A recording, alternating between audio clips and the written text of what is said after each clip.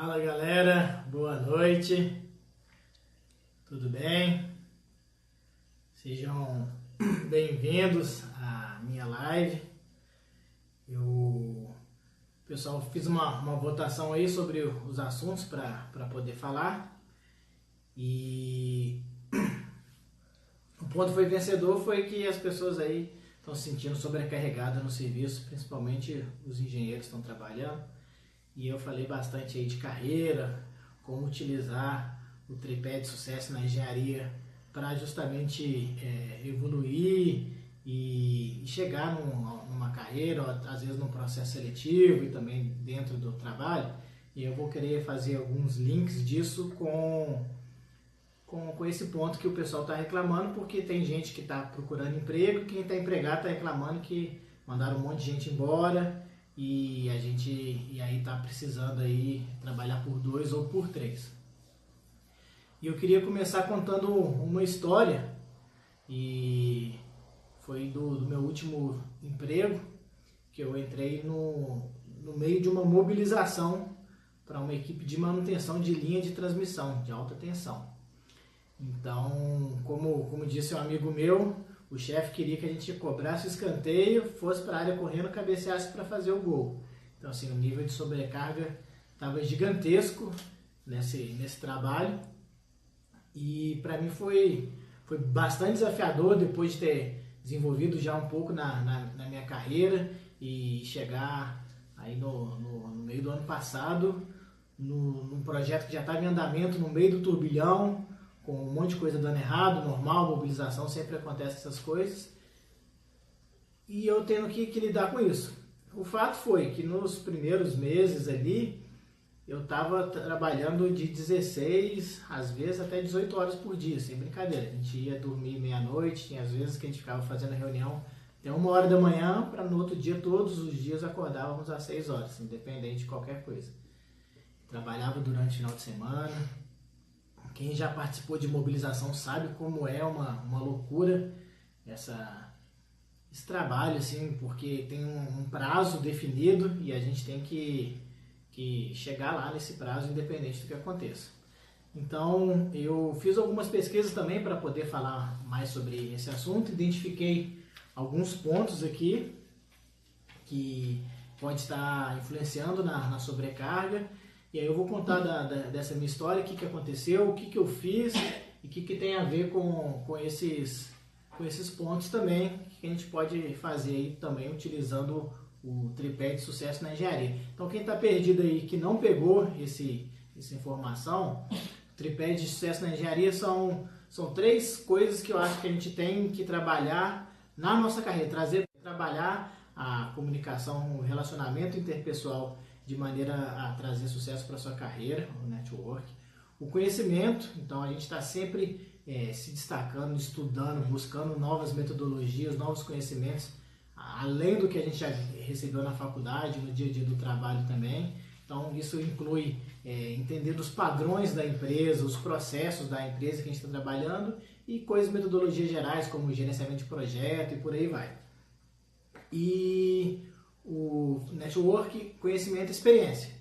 E experiência, vamos aprender levando porrada, e tem algumas dicas aí também que a gente consegue ter experiência no dia a dia e trazer isso para a nossa vida.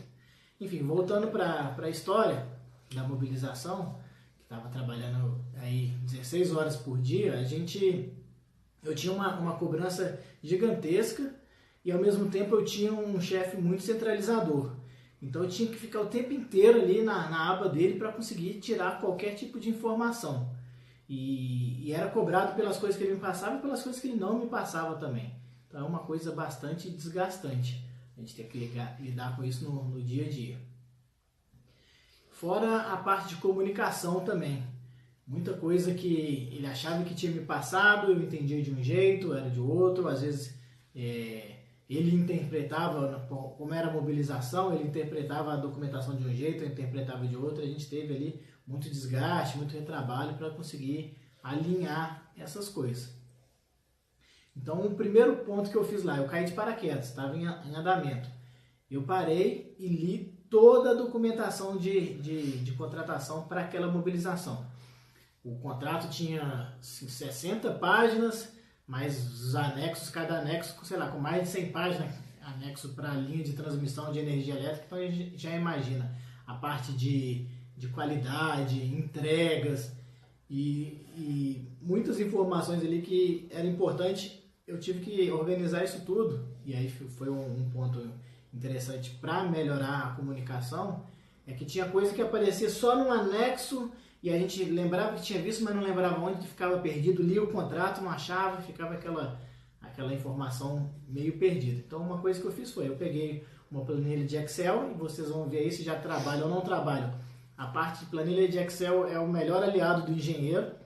Então eu peguei uma planilha e fiz duas planilhas na verdade. Então a primeira, eu fui levantando todos os pontos que eu achava importante, imprimi toda a documentação, ia marcando com marca-texto amarelo, e também colocava na planilha e aonde achar, qual página até, ou qual documento, qual anexo, porque eram informações ali que a gente no dia a dia, na velocidade, precisava achar e reler várias vezes para saber como que a gente estava entregando. E assim, a segunda planilha que eu fiz também foi uma planilha de pendências. Essa foi a mais importante, porque eu coloquei ela online e todos podiam ver e editar. E aí tinham datas, e fazer uma lista de pendências no momento desse de crise, de alta mudança, é super importante. Melhorando também aí a comunicação no dia a dia com as pessoas que estavam lidando comigo, e foi aprimorando, a gente conseguiu fazer essa entrega. Não foi fácil, deu coisa errada, a gente teve problemas na mobilização. Outra coisa, comunicamos ao cliente, tá dando esse problema, fizemos isso, atrasou por causa disso. Então no começo tinha uma comunicação defasada com o cliente também, e isso era percebido uma imagem muito ruim da nossa empresa. Quando a gente alinhou a comunicação, mesmo que fosse para um atraso, ou até principalmente quando era para um atraso, a gente tinha aí um feedback positivo do cliente. Por quê? Porque ele estava vendo o que a gente estava fazendo e ele estava ciente.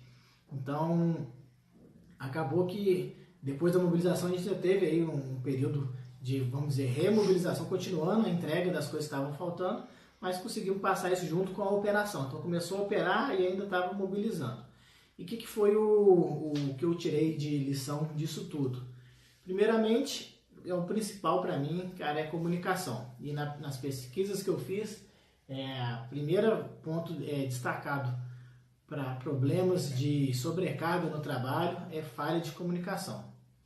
Então, se você está se sentindo aí muito sobrecarregado, tente ver como que está, vamos supor, provavelmente o seu chefe está te impondo muita carga. Tente ver como está a comunicação dele contigo, que é alguma coisa que você vai ter que provavelmente se adaptar e tentar entender, mas principalmente tente ver a sua comunicação para com ele. Uma coisa muito importante, eu estava falando que eu passei por uma mobilização, e depois na operação a gente continuou, e na operação deu uma estabilizada. Continuamos trabalhando muito, a gente sabe que engenheiro trabalha demais, mas a gente teve uma estabilizada nisso. É muito comum em projetos de engenharia, em trabalhos, em empresas, às vezes em operação da engenharia, manutenção, em vários tipos, tem picos que é impossível. Durante alguns dias, no máximo durante algumas semanas, poucas semanas, o trabalho por algum motivo, entrou um projeto novo, mudança de escopo, cliente está pedindo algo a mais, deu algum problema, a gente vai ter um pico de aumento de serviço. E nessas horas não tem jeito, a gente vai ter que trabalhar mesmo, e não é esse tipo de sobrecarga que eu estou falando. Eu estou falando de sobrecarga de meses, às vezes aí 1 ano, 2 anos, se sentindo sobrecarregado e fazendo muita hora extra e não tendo um retorno para isso. A minha visão é que, tirando esses casos excepcionais, que você tem que fazer ali uma força-tarefa, às vezes está contratando gente, no período de contratar não dá tempo. Um exemplo que eu gosto de dar é na Páscoa, que a gente vê que as empresas de chocolate contratam um monte de gente para depois mandar embora, e mesmo assim ainda fazem um monte de hora extra, porque não dá, é esporádico, não dá para você fazer um planejamento ali de contratar muito mais pessoas e demitir muito mais. Então você contrata menos, dá um pouco de hora extra e faz esse planejamento. Na engenharia funciona assim também. Então, tirando esse tipo de sobrecarga que é normal, que faz parte do nosso trabalho, a gente tem que estar ligado quando a gente está super sobrecarregado.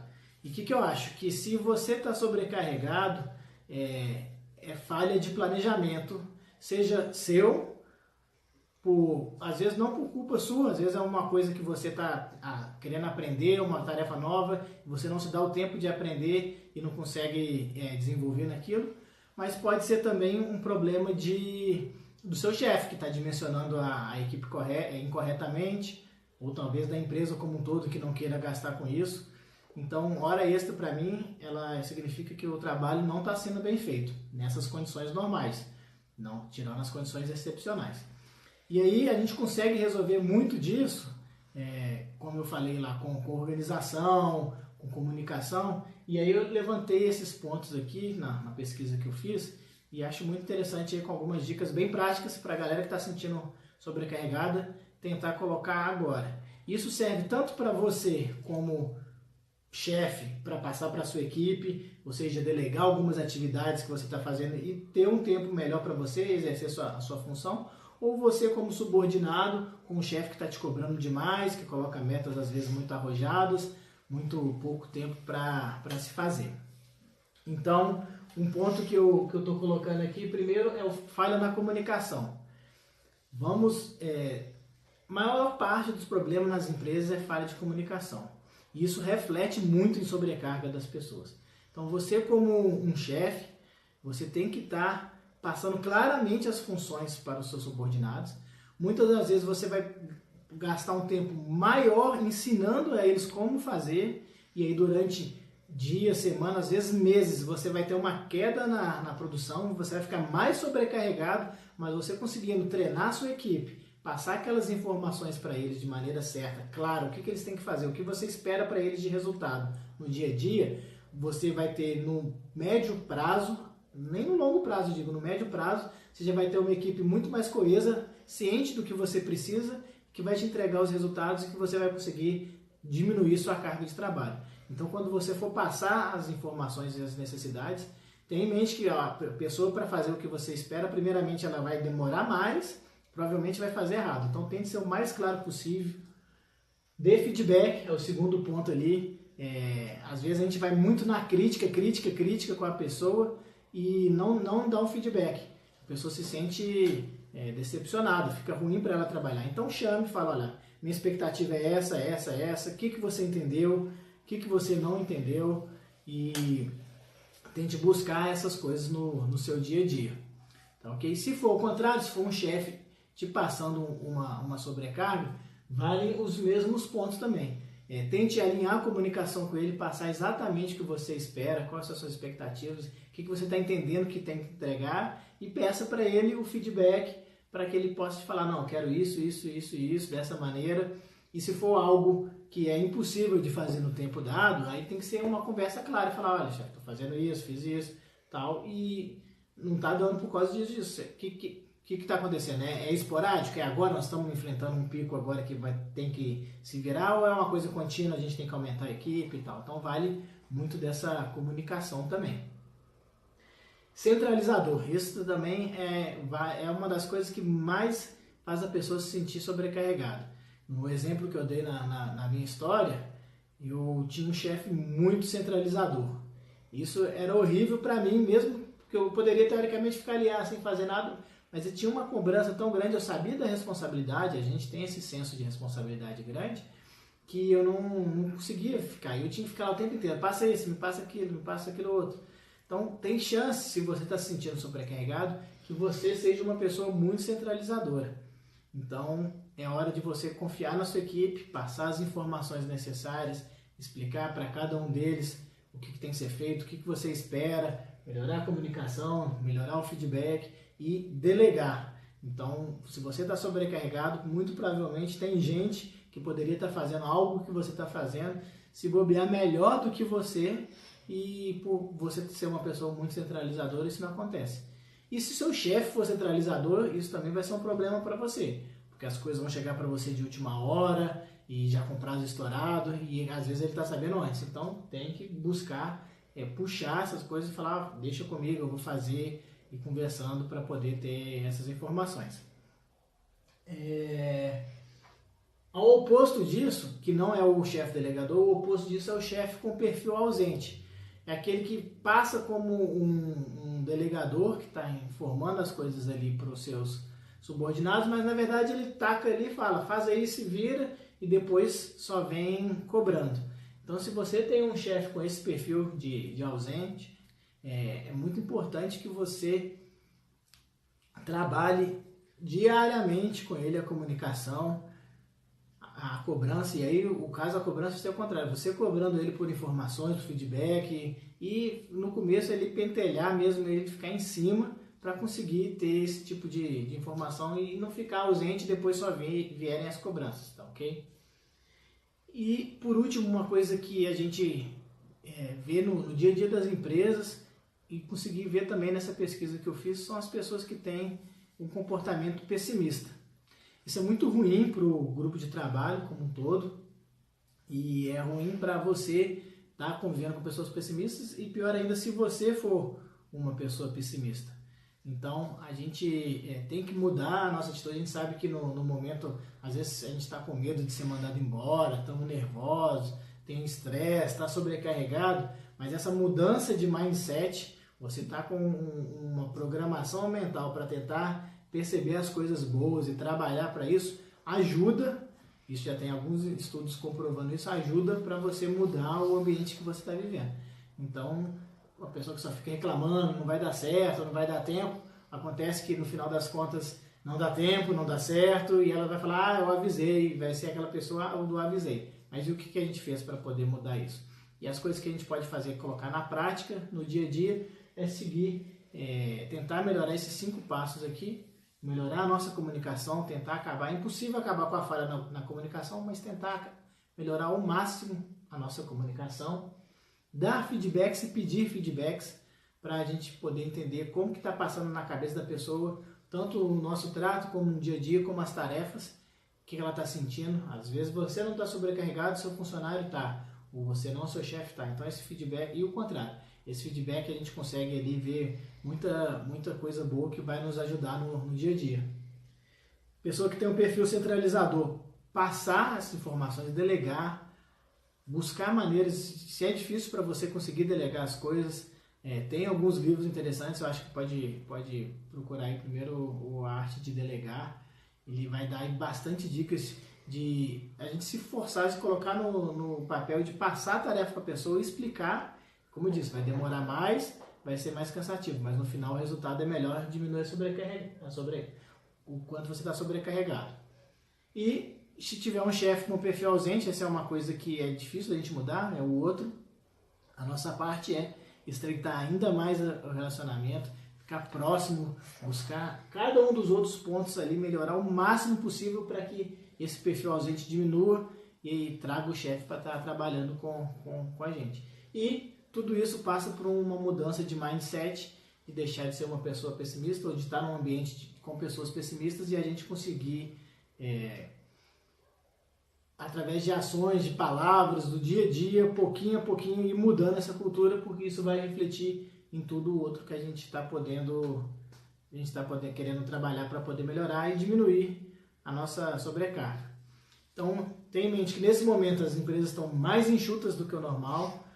O país está aí numa crise já de 3 anos, pelo menos, então está difícil essa recuperação, as empresas não estão contratando, mesmo quando conseguem projetos, e a gente tem que trabalhar essas coisas que estão ao nosso alcance, não está ao nosso alcance contratar mais gente, ou mudar de chefe, mas as coisas que estão no nosso alcance, a gente tem que trabalhar, se organizar, usar isso a nosso favor, e aí com isso conseguir melhorar e com certeza vai diminuir a sobrecarga que está sobre vocês. Tá bom, pessoal? Obrigado a todos pela presença. Muito legal ver todo mundo aqui. E uma boa noite para vocês. Valeu e para cima!